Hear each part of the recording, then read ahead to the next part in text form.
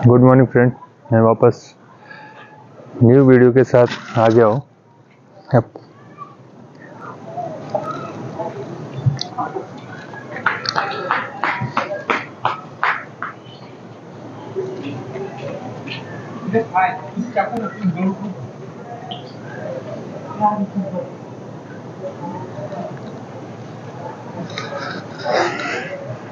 आज हम एक गीता के बारे में बताएं। गीता कुछ उपदेश है जो मैं एक्सप्लेन करूँगा, जो कि पूरा लाइफ चेंज हो सकता है।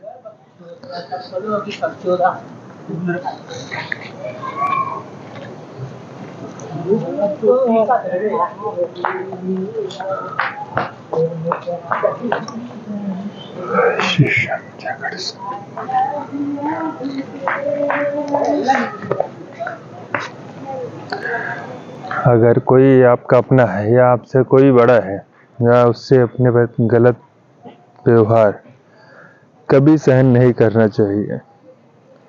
ये जीवन, ये गीत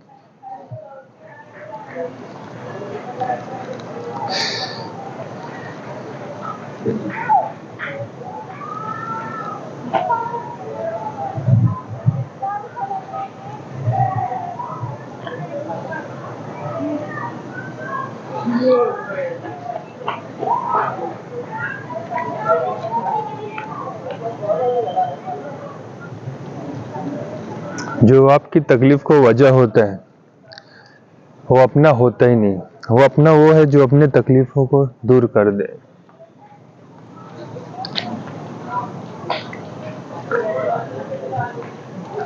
आप जितना सहेंगे लोग उतना ही और मजबूत सह करेंगे। गीता का पहला अध्याय, जिसका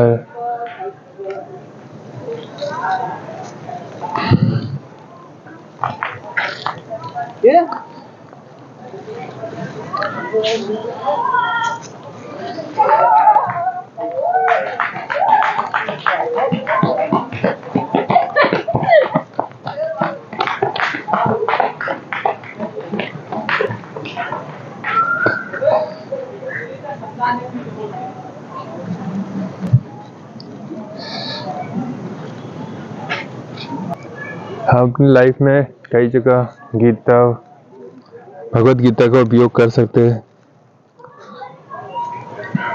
मित्र, अगर आप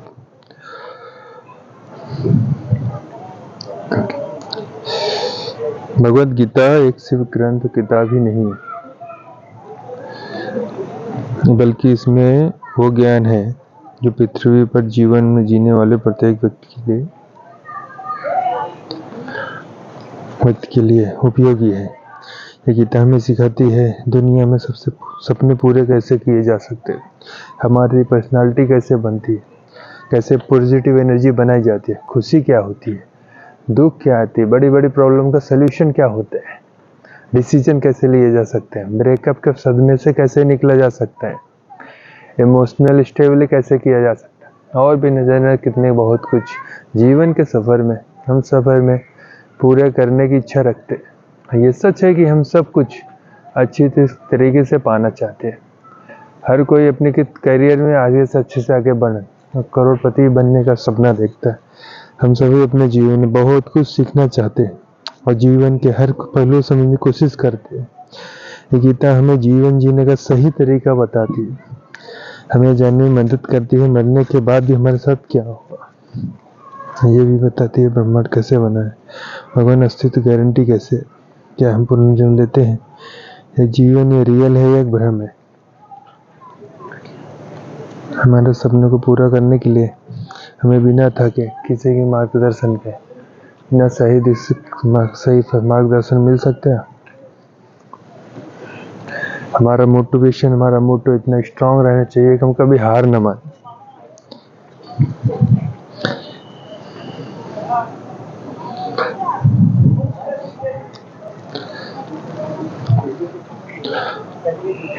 वर्तमान की भविष्य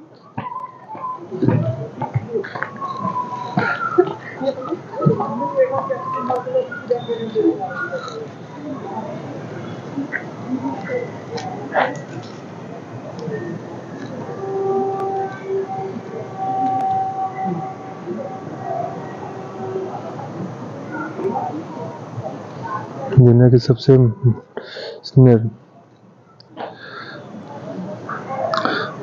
सबसे बड़े महान मोटिवेशनल स्पीकर, उनका नाम है श्री कृष्ण। महाभारत के युद्ध के मैदान में भगवान श्री कृष्ण आज की तारीख से न जाने कितने युगों पहले ही एक ऐसा ज्ञान दिया था।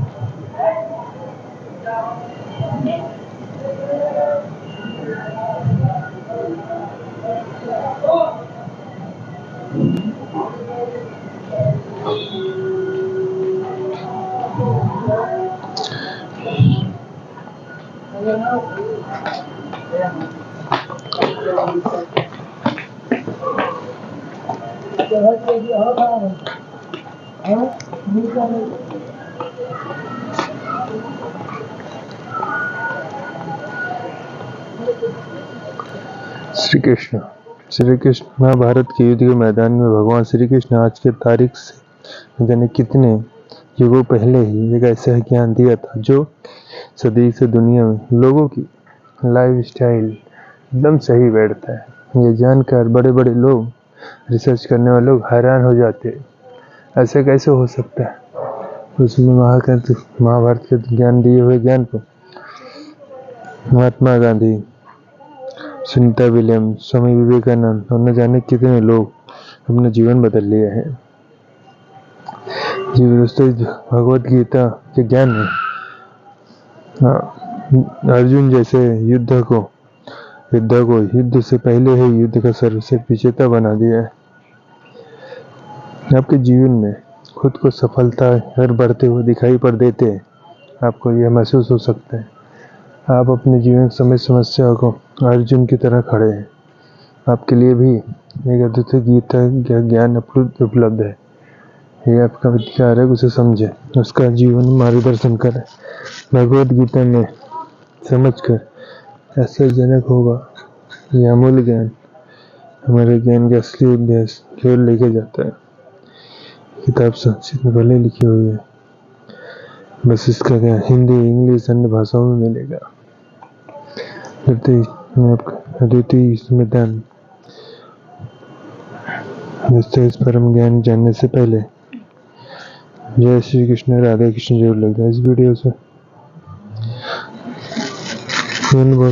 बहुत सारी चीजें हैं आगे से बढ़ने की रोकती है। चाहे हमारे पास ज्ञान का बहुत बड़ा भंडार हो, लेकिन फिर भी हम सही फैसला नहीं ले पाते और हमारे कार्य में सफलता नहीं मिल पाती। जाने के कैसे हकीकत से सपने में परिवर्तन हो सकता है।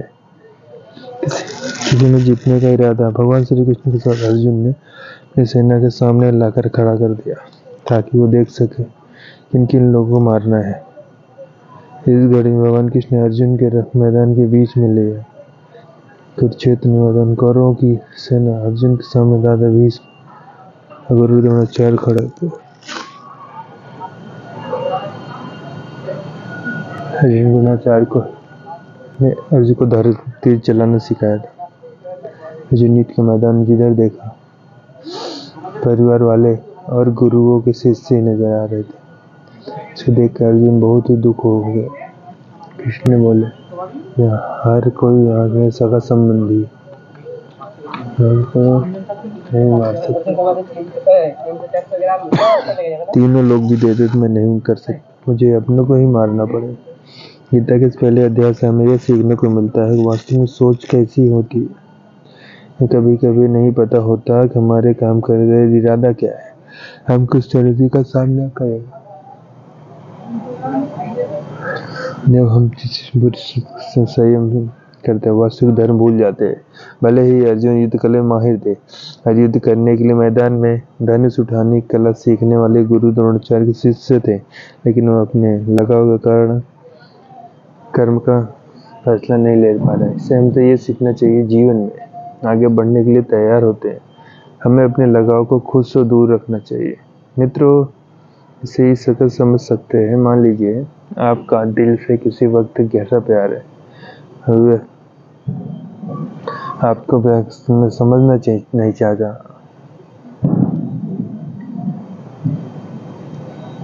लगाव किसी भी पूर्व में हानिकारक हो सकता है। जब तक ये लगाव है, आप अपने आत्मा के धर्म के पूरा नहीं कर। गीता का दूसरा ज्ञान योग। मनुष्य 5 संख्या से बना है: आग, पानी, हवा, मिट्टी। अंदर मनुष्य इससे मिल जाता है। मेरे श्री कृष्ण ने अर्जुन को बनाया। जीवन में सबसे बड़ा योग कर्म योग है। भगवद गीता में दूसरे अध्याय में इमोशनल स्टेबिलिटी, आत्मा, मृत्यु, पुनर्जन्म, डिसीजन मेकिंग बना आयन के सबसे बड़े प्रॉब्लम में सीखने को मिलता है। जब अर्जुन ने, मैं आपको स्टोरी बता रहा हूँ, आप ये तुमको अर्जुन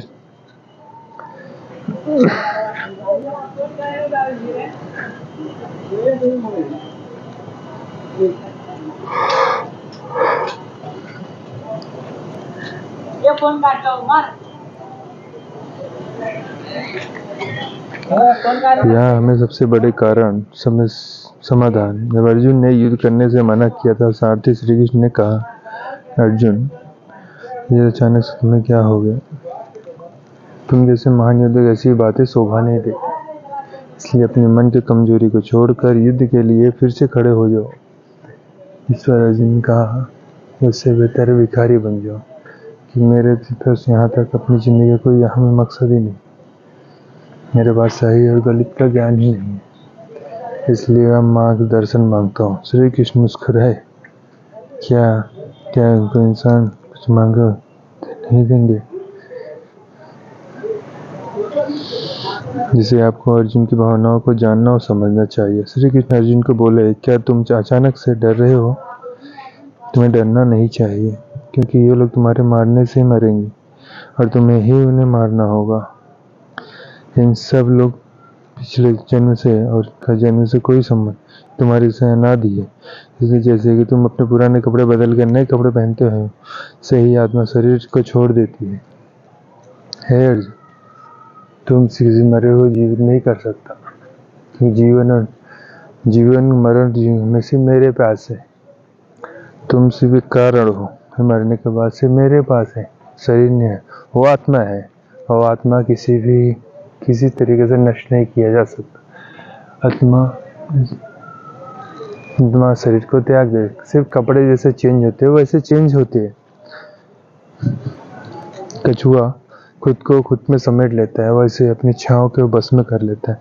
जो व्यक्ति अपने मन की सभी इच्छाओं को कर्म परिणाम को सोचना छोड़ दे, वही स्थिर बुद्धि कहलाता है। इसके मन हर प्रकार के डर, भावना, क्रोध खत्म हो जाता है, वही मन शांत रहता है। जब हम अपनी इच्छाओं को पूरा करने के बारे में सोचते रहते, हमें वो इच्छा अच्छी लगने हम इच्छा को पूरा करने का मन करता है। जब उन इच्छाओं को रुकावट आती है, हमें गुस्सा आ जाती है। गुस्से में हम खुद को खो देते, और फिर हम कर्म धर्म भूख नीचे गिर जाते हैं। जो व्यक्ति अपनी इच्छाओं गुलाम नहीं होता, उसका अंतर शुद्ध रहता है, उसका अंत शुद्ध हो जाता है। जब दुख ही समाप्त हो जाते हैं, तो उसकी बुद्धि स्थिर हो जाती है। जिसकी इच्छाएं और कामनाएं मन से नहीं जाती, मन कभी शांत नहीं हो पाता। जब शांति ही नहीं मिल पाती, वो खुश कैसे रह पाएगा? उसकी हालत नाव की तरह होती है, जिससे उसकी इच्छाएं किसी भी सौ में लेके जा सकते हैं, स्थिर रहते हैं। इसी प्रकार के जीव मृत्यु के बाद मेरी शरण में आते हैं।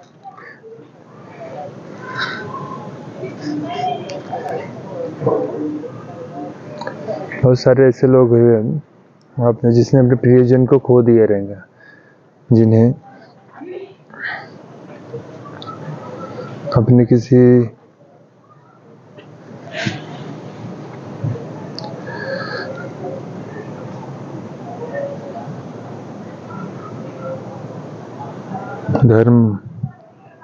धर्म और ईर्ष्या कभी दिखाई नहीं देते और इसी वजह से क्रोध और कामनाओं आकर मनुष्य इंद्रियों पर मन खो देता है, कंट्रोल न चाहते होते हुए बुरे काम और गलतियां कर बैठता है। हे अर्जुन, तुम हमेशा याद रखना, इस शरीर से ज्यादा शक्तिशाली इसकी इंद्रियां, इंद्रियों से ज्यादा शक्तिशाली है इसका मन, मन से ज्यादा शक्तिशाली है बुद्धि, अब बुद्धि से ज्यादा शक्तिशाली है तुम्हारी आत्मा।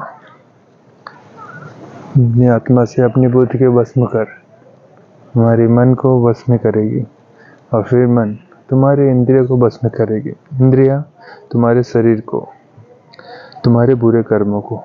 श्री कृष्ण द्वारा कही गई बातों को अगर हम आज के परिवेश में देखें तो इस दुनिया का परिणाम दो चीजों से आते, ज्ञान और कर्म, नॉलेज, एक्शन।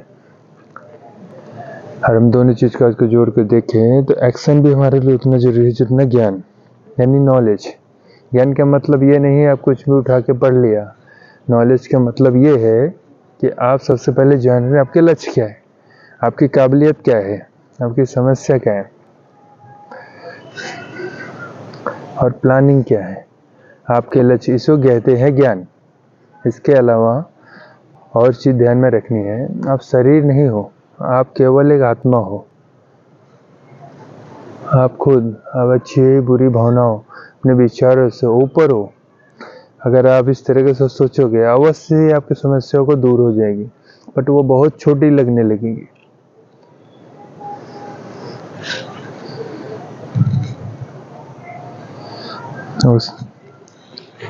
इस अध्याय में आगे बढ़ने से हम दूसरे के राज्य, दूसरे वे के तरफ बढ़ जानते हैं। श्री कृष्ण कहते हैं हमें कभी ये सोचना चाहिए कि कर हम कर रहे, कर हम नहीं कर रहे, हमारे द्वारा ईश्वर कर रहे। जब हम इस तरह से सोचते हैं हमारे दो अच्छे प्रभाव, पहला ये, आप अपने मेहनत के परिणाम को, आपको टेंशन नहीं होगी।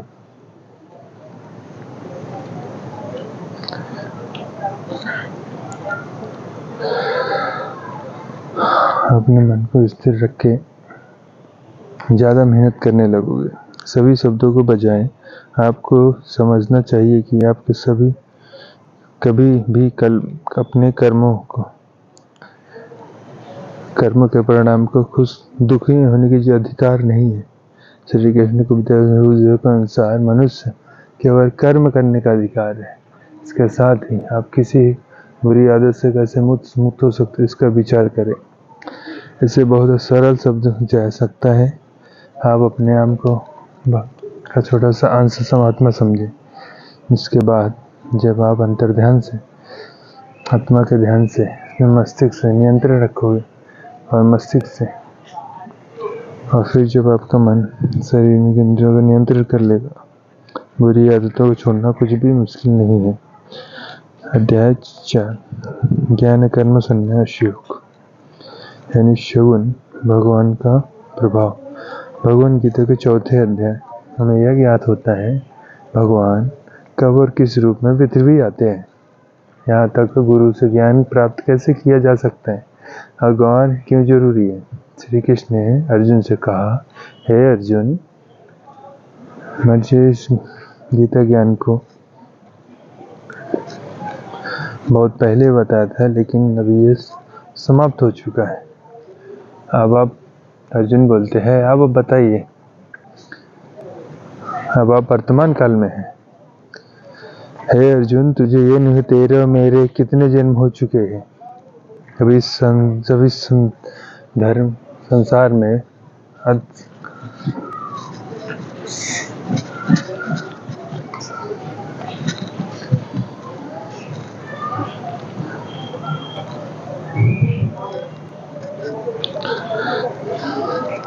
हालांकि मैंने संसार को बनाया है, लेकिन मैं नहीं सोचता कि यह मेरे द्वारा बनाई है।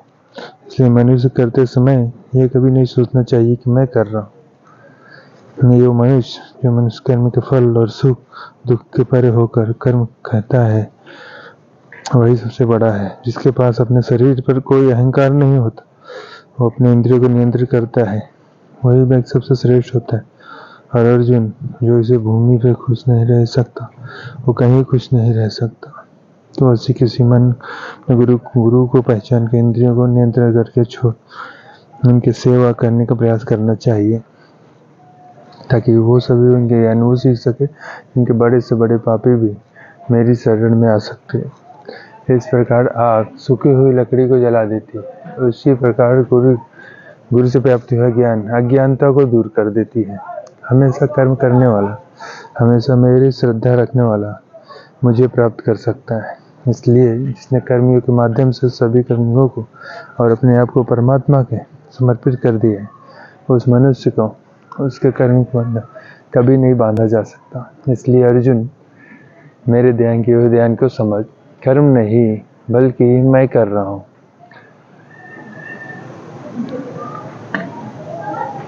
जब भी मानवताओं का नाश होता है, नेगेटिव एनर्जी लोगों में अत्यधिक होती है, भगवान किसी न किसी रूप में धर्म स्थापित करने के लिए जरूर धरती पे आते हैं। अगर कृष्ण का आपको सीखना है, सबसे पहले आपके मन में उसके प्रति सम्मान होना चाहिए, कोई लालच नहीं होना चाहिए, बुरी भावना नहीं होनी चाहिए। और ये ज्ञान प्राप्त करना और सीखना हमारे लिए क्यों आवश्यक है, कारण क्या है, हम अगर किस क्षेत्र में हो स्वाभाविक रूप से बताया जा सकता है। हमें उस क्षेत्र के गुरु से ज्ञान प्राप्त करना होगा। ज्ञान वो चीज़ अपने लक्ष्य से, आपके परमात्मा ज्ञान वो चीज़ है। परमात्मा से अध्याय 5 कर्म संन्यास योग, भगवत कर्म संन्यासियों का वर्णन किया गया है। हम जानेंगे कि अपने लक्ष्य को कैसे प्राप्त किया जा सकता है और कैसे हमारे शरीर को हमें आलस से बांधने की कोशिश की। अर्जुन ने कहा, हे श्री कृष्ण, मैं अभी भी ये समझ नहीं पा रहा हूँ, मेरे लिए कर्म अच्छा है या कर्मों से संन्यास। देखो अर्जुन, कर्म संन्यास और कर्म दो अलग अलग मार्ग हो सकते हैं। दोनों के लक्ष्य एक ही है, वो है परमात्मा। जो व्यक्ति अपने मन में भटकने नहीं देता, जो कर्म करके यही समझता है कर्म उसने नहीं किया है बस परमात्मा ने किया है, जो सभी जीवों को उसी को परमात्मा हिस्सा मान, वो मनुष्य मरने के बाद परमात्मा में ही मिल जाता है। महान व्यक्ति अपने प्रत्येक कार्य को अपने हित, दूसरों के हित के लिए करते हैं। परमात्मा बुरे कर्म के लिए नहीं प्रोत्साहित करता, बल्कि लोग खुद ही अपने क्रोध और मोह में आके बुरे कार्य करते हैं और उसी प्रकार से जो फल सुनिश्चित हो जाते हैं। मैं तो बस उनका प्रतिफल उनके ही वापस देता हूँ, चाहे तुम कितने ही आनंद दे दो। इसलिए अर्जुन, तेरे जैसे बुद्धिमान को शरीर की इच्छाओं को मन नहीं लगाना चाहिए। इस संसार का ये असली मूल्य होता है वो जिसने अपने शरीर का नाश होने से पहले अपने क्रोध का नाश किया हो, संपूर्ण प्राणियों का हित करता हो, जिसका मन किसी नहीं बनता, जो अपने भटकते हुए मन को एक जगह केंद्रित किए रहते हैं, वही व्यक्ति सुखी भी है और परमेश्वर सहित सबके प्रिय भी। ये इंद्रिया, मन, बुद्धि, इच्छा, आस्था, डर, क्रोध ही तेरे शत्रु है, इन्हें छोड़ दो। हमारी बॉडी अर्थात यानी हमारी शरीर और हमेशा आराम से रहना चाहती। क्या आपने सोचा है कि ऐसी आत्मा नहीं होती तो क्या होता? इस शरीर को अपनी पहचान मान लेते हैं, मेरी आंखें, जो हमारा ही शरीर हमें आराम करने के लिए बोलता है, हम सो जाते। क्या आपको सोच सकते शरीर आपके बुद्धि पर भारी हो गई है, इसलिए आपको समझना होगा कि आप एक आत्मा है और आपकी बुद्धि चलाना होगा।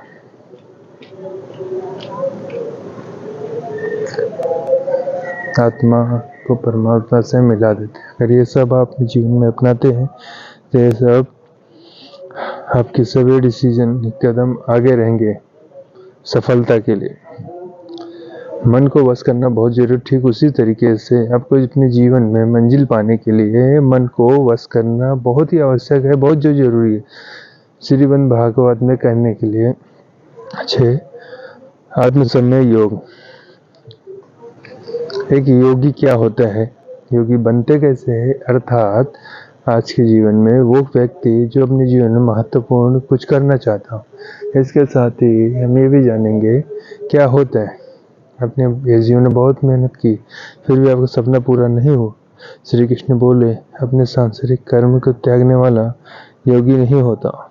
इसका योगी वही होता है जो अपने कर्म को त्याग दे और आत्मा को बढ़ता है, उसका मार्ग समर्थता की ओर जाता है, फिर चाहे फिर वो कोई मुश्किल करना पड़े। योगी अपने उद्देश्य के हासिल करने में सफल होता है क्योंकि उसका मन आत्मा की ओर होता है। यह व्यक्ति करने योग सभी योग ईमानदारी से करता है, उसके फल की प्राप्ति की लालसा नहीं करता है, वही असला योगी कहलाता है। जो व्यक्ति अपने मन पर विजय पा लेता है, संसार कुछ भी आवश्यकता नहीं होती, इसका मन इधर उधर चलता रहता है, उसका मन कुछ भी प्राप्त करना सहजता नहीं होता कि हमारा प्रिय मन हमारा सारथी होता। अगर हम उसके गुलाम बन जाते वही हमारा सबसे बड़ा दुश्मन बन।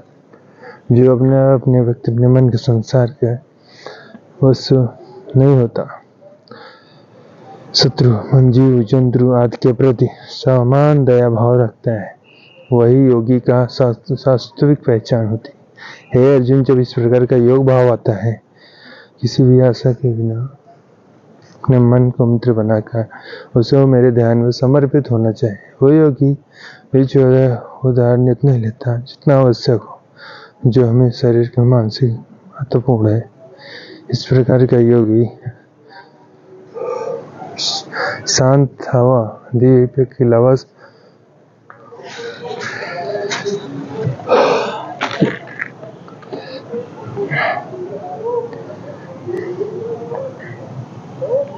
जो हमारे शारीरिक मानसिक स्वास्थ्य के महत्वपूर्ण है।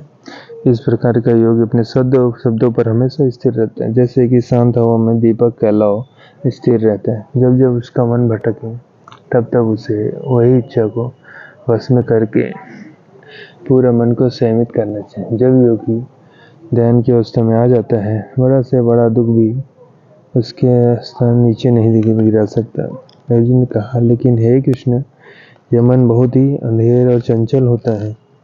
श्री कृष्ण ने जवाब दिया, हाँ सत्य कि मन में नियंत्रण करना कठिन है, लेकिन यह भी याद रखो, बार बार आत्मविश्वास और योगाभ्यास से असंभव को भी संभव बनाया जा सकता है।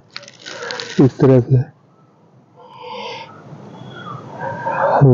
हम अपने मन को वश में करके अधिक सफलता को लेकर जा सकते हैं।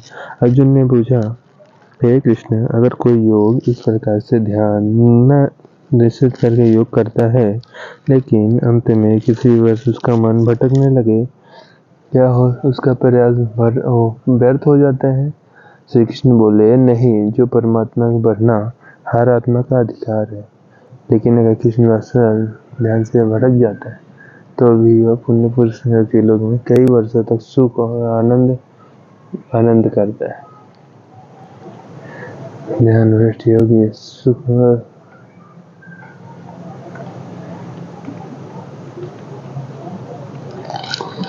पुण्य पुरुष का जन्म लेती है, उस तरह से उसकी आत्मा यात्रा वहीं से शुरू होती है जहाँ से उसने पिछले जन्म से समाप्ति की थी। इस तरह वह नए रूप में नए जीवन की ओर बढ़ता है, परमात्मा से मिलन के लिए फिर से प्रयास करता है, अर्थात पिछले जीवन में किया गया योग कभी व्यर्थ नहीं जाता। लेकिन एक योगी जो निरंतर प्रयास करता है, उसी जीवन में अपने जीवन चक्र मुक्त होकर परमात्मा में विलीन हो जाता है। एक योगी तपस्या और विद्वानों से भी श्रेष्ठ होता है। अर्जुन, तू भी योगी बन, क्योंकि जो योगी है वो मेरा भी परम प्रिय होता है। दोस्तों, हर व्यक्ति की आंखों में कुछ बड़ा करने का सपना हो, उसको अर्जुन की तरह योगी बनना चाहिए। योगी व्यक्ति वही होता है जो पूरी तरह भावनाओं के साथ होता है, जो न्यूट्रल रूप से दूसरों को विचार पर ध्यान नहीं देता और हमेशा अपने लक्ष्य को पूरा करने के लिए मेहनत करता है। लेकिन दोस्तों, जीवन का कोई भी पथ किसी लिए पूरी तरह से पूर्ण नहीं होता, यह बात हमेशा याद रखनी चाहिए। क्या यह कोई इंसान पूरे करने से पहले मर जाता है, उसकी मेहनत की कीमत नहीं रहती, किसी काम की नहीं रहती, सपने रह जाते? ऐसा नहीं, ऐसा क्यों होता है? एक बहुत बता गुप्त बात है, जिसे भगवान श्री कृष्ण ने इस अध्याय में बताया है, अगर आप मेहनत कर रहे हैं और अपने जमा लिया है, ज्ञान से प्राप्त कर लिया है, फिर भी आपकी मंजिल नहीं मिल रही, किसी कारण सफलता कारण करना पड़े, तो भी आपकी मृत्यु हो जाए, सपने को पूरा करने के बूढ़े हो जाए, इस फिर के बाद मरने भी आपके स्वर्ग में आपके कर्म अनुसार आनंद मिलेगा। जब आपके अच्छे कर्म का बैलेंस खत्म हो जाएगा तो फिर से आपको धरती पे जन्म लेके आएंगे, और जन्म भी ऐसे माहौल घर में होगा जिसमें आपके पिछले के ज्ञान का स्तर पाने के लिए मेहनत नहीं करनी होगी और स्वतः ही मिल जाएगा। उसके बाद के ज्ञान की ओर पाने के लिए पुनः नई जिंदगी मूल्य होती है। ऐसा मैं नहीं, भगवान श्री कृष्ण ने भी योगियों के बारे में इस गीता के 6 अध्याय में बताते हुए कहा है। उन्होंने उन लोगों को विशेष बनाया है जो सच में वो ज़्यादा मेहनत करते हैं। मित्रों, भक्ति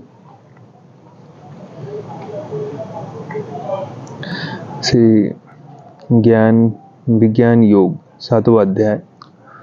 इस अध्याय में जो भगवान का ज्ञान है, यह बताया गया है कि ईश्वर कैसे संसार को नियंत्रण करते हैं। ईश्वर के कौन से ज़्यादा भक्त अधिक प्रिय होते हैं, इसके बारे में भी यह जानकारी दी गई है। यह सवाल हम जिनके जीवन में होता है, इंसान क्यों भगवान नहीं पहचान पाता है। भगवान कृष्ण का उत्तर देते हुए कहते हैं, अर्जुन, मैं तुझे वो बात बताऊंगा जिन्हें जानकारी संसार में किसी और के ज्ञान की तलाश में नहीं बढ़ती। हजारों ज्ञान में जो एक ही होता है, जो ब्रह्म ज्ञान की खोज करता है और कोशिश करके ही से उसको प्राप्त करता है, और ऐसे हजार ज्ञान कोशिश करने वाला ही एक मेरे प्यार में विश्वास समर्पण के साथ पार प्राप्त कर पाता है। मेरे 2 रूप हैं, एक जन रूप, पृथ्वी, वायु, जल, अग्नि और आकाश, हर एक में सती, मन, बुद्धि और अहंकार।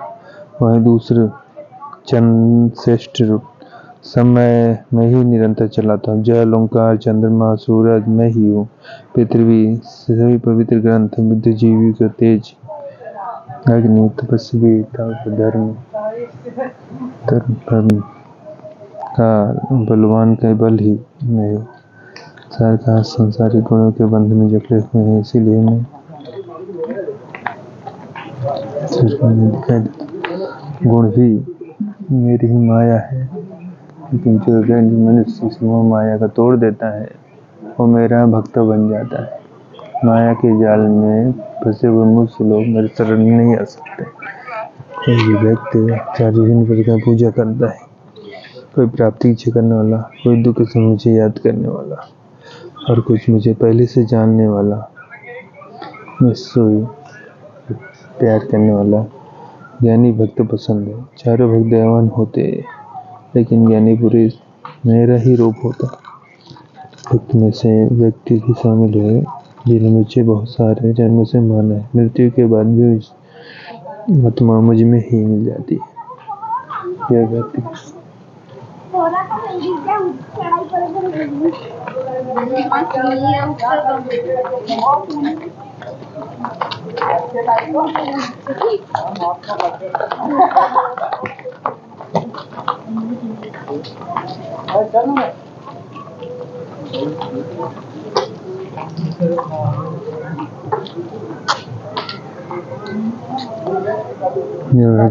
किसी व्यक्ति से पूजा करता है, मैं वही देवता बना देता हूँ। उस व्यक्ति का अनंत देवता प्राप्त हो जाता है। इस यज्ञ की अवधि समझ में होती है।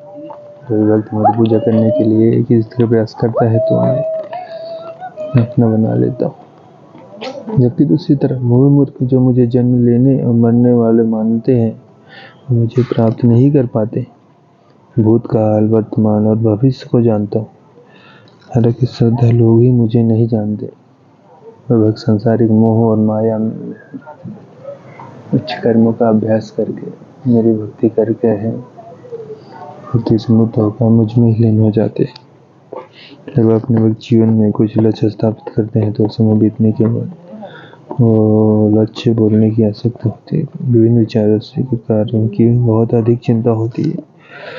कृष्ण ने बताया है कि माया के जाल में फंसे व्यक्ति भगवान को भूल जाते हैं और इस तरह कई बार अपने महत्वपूर्ण लक्ष्यों को भूल जाते हैं और उन्हें लगता है कि जो लक्ष्य निर्धारित किया है वो तो बेकार है, व्यर्थ है।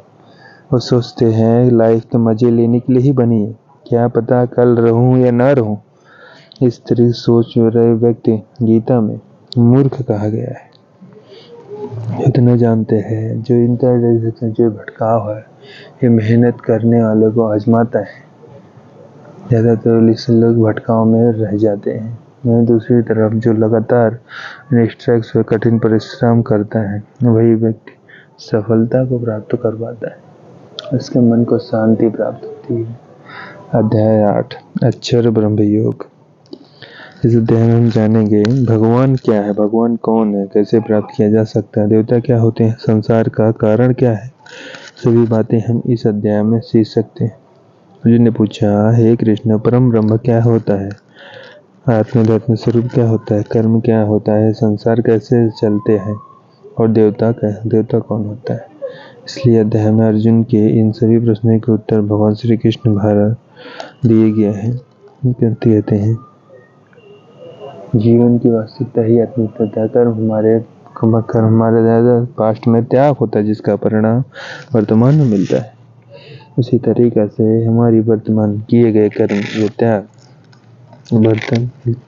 भविष्य मिलने वाले को जन्म देते हैं। इस संसार का निर्णय करता नहीं हूँ। जब कोई अंत में शरण मन में वही भाव और ध्यान में वही भाव स्थिर करता है, छोड़ता है, भाव को प्राप्त करता है। यदि मुझे याद करने वाले हमेशा मेरे पास आते हैं, श्री अर्जुन तू भी मुझे ही ध्यान कर और युद्ध करके तू मुझे पाएगा। वो लोग मुझे सदैव याद करते हैं, मेरी सफलता प्राप्त आते हैं। जो मेरे पास आते हैं सफलता जन्म मरण चक्र समाप्त हो जाता है, दुख हमेशा के लिए समाप्त हो जाता है। इसमें भगवत गीता के अनुसार सहस्त्र युग हरि यद ब्रह्मस्त्र विद्रुड़ सथार्थ ब्रह्म का एक दिन 1000 महायुग के बराबर होता है। इसके अनुसार एक दिन 4 अरब होता है। इतनी ही अवधि ब्रह्मा की रात की भी होती है। एक दिन की सुबह में ही संपूर्ण संसार का निर्माण होता है। रात के प्रारंभ में ही संसार फिर से ब्रह्मा में समा जाता है। इस चक्र में लगातार पुनर्जन्म का होता है, लेकिन जो मेरे भक्त होते हैं उन्हें शीघ्र ही इस चक्र से मुक्ति मिल जाती है। हे अर्जुन, मैं तुझे वो 2 मार्ग बताता हूँ जिससे लोग तो या तो मोक्ष प्राप्त करते हैं या इसी संसार में वापस आना पड़ता है। सूर्य का प्रकाश होता है, शुक्ल पक्ष होता है, सूर्य उत्तरायण में होता है। जब कर्म शरीर योग होता है, शरीर छोड़ने वाला होता है, मेरे पास हमेशा के लिए आ जाता है। जब रात्रि होती है, कृष्ण पक्ष आता है और दक्षिणा जो होता है, उस समय कर्म योगी अपने शरीर को त्याग कर परलोक में जाता है और वह बहुत समय तक आनंद सुख भोगते हैं। इस संसार में उन्हें वापस आना ही पड़ता है। केवल